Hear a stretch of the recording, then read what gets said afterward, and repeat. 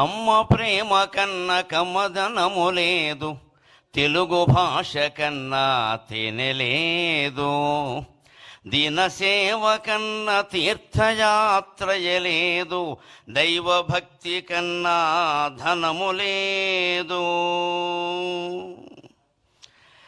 మండలి వెంకటకృష్ణారావు గారి శత జయంతి అంటే ఒక గాంధేయవాదానికి జరుగుతున్న శత జయంతి, సహస్ర జయంతి, ఒక నిరాడంబర జీవనానికి జరుగుతున్నటువంటి సత్కారం.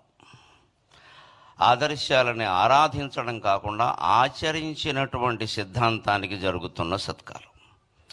ఒక వ్యక్తిత్వము క్రమ్మి వేసినది సాహో ఆంధ్రదేశమునే, ఒక వ్యక్తిత్వము క్రమ్మి వేసినది సాహో ఆంధ్రదేశమునే, ఒక సేవాధృతి పారద్రోలినది, ఒక సేవాధృతి పారద్రోలినదహో ఉప్పెన్లు తుఫానులన్, ఒక సేవాధృతి పారద్రోలినదహో ఉప్పెన్లు తుఫానులన్, ఒక భాషాకృతి వేషమై తెలుగై ఓంకారమై భువిన్, ఒక భాషాకృతి వేషమై తెలుగై ఓంకారమై భువిన్, ఒక కృష్ణాకృతి మండలిన్, ఒక కృష్ణాకృతి మండలిన్ శతజయంత్యుత్సాహమై దీపిలన్.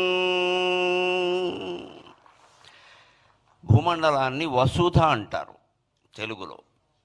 వసుధ అంటే వసువుల్ని ధరించింది అని అర్థం. వసువులు అంటే బంగారం, వెండి, నవరత్నాలన్నీ వస్తాయి.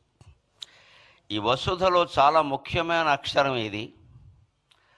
వా తీసేసినా సుధా ఉంటుంది, నష్టం లేదు. ధా తీసేసినా వసువు ఉంటుంది, బంగారం అని అర్థం, నష్టం లేదు. కానీ వసుధలో ఏం తీయకూడదు అంటే సు అనేది తీయకూడదు. వసుధలో సు తీస్తే వధ మిగులుతుంది. అస్సు అంటే మంచి, ఆ మంచితనం మూర్తీభవించిన సు అనేటువంటి వర్ణము సువర్ణమే మండలి వెంకటకృష్ణారావు గారు. అవనిలో ఉండే మంచితనం అంతా గడ్డ కట్టి ఆయన అవనిగడ్డలో పుట్టాడు.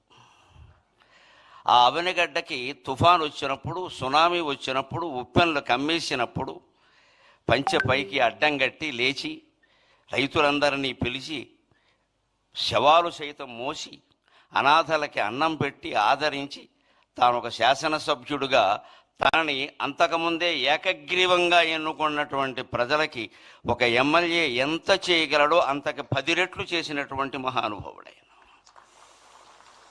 అటువంటి వాళ్ళు ఉన్నటువంటి సీమ, వాళ్ళ పేరు తలుచుకున్న చోట మళ్ళీ అటువంటి దుర్భిక్షం రాదు. ఇప్పుడు శత జయంతి వేడుకలు జరుపుకోవడంలో మన ఆశ ఏమిటి అంటే ఆ మహానుభావుని ఆశీస్సుల వల్ల మళ్ళీ ఆంధ్రప్రదేశ్ రాష్ట్రంలో ఎటువంటి దుర్భిక్షము రాకుండా సుభిక్షంగా వర్ధిల్లుతుంది, అందులో సందేహమే లేదు. అయినా సుభిక్షంగా వర్ధిల్లింపజేసేటువంటి అద్భుతమైన నాయకత్వం మనకి ఏడాది క్రితం లభించింది. మనం అదృష్టవంతులం.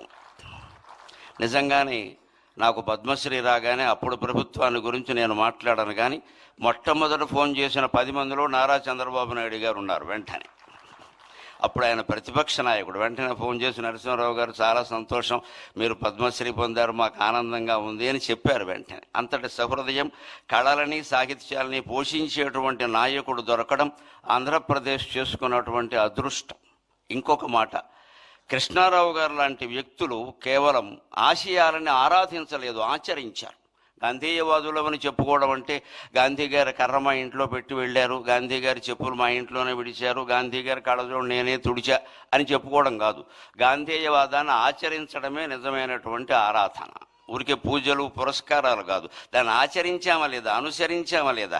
స్వాతంత్ర సమర యోధుడికి కేటాయించినటువంటి హౌసింగ్ బోర్డు వాళ్ళ ఇల్లు కూడా ఆయన తిరస్కరించి నాకు ప్రభుత్వం ఎమ్మెల్యేగా క్వార్టర్ ఇచ్చింది, అది చాలు అన్నాడు.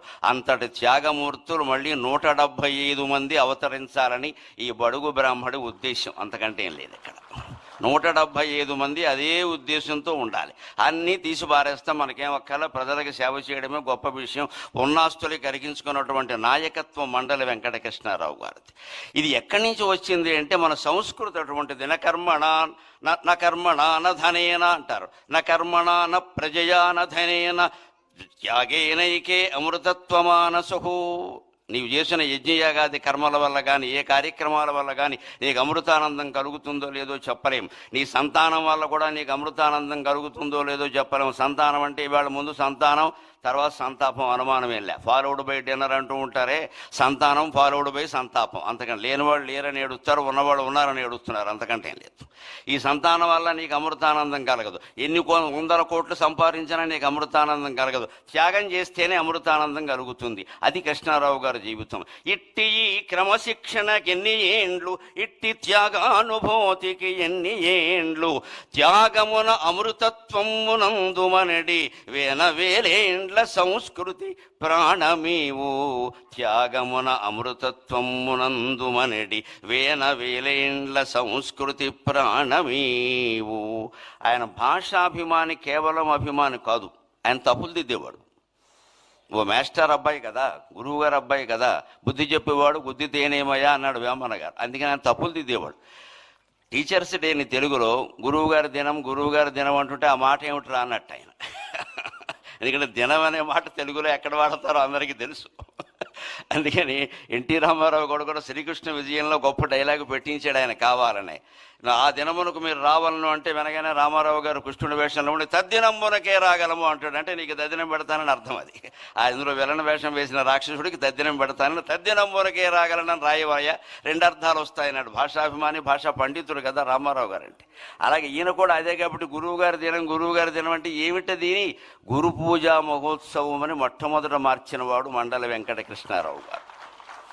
భాషలో అటువంటి దోషాలు సరిచేయాలి మనం. మదర్స్ డే, ఫాదర్స్ డే కానీ తల్లి దినం, తండ్రి దినం అనకూడదు.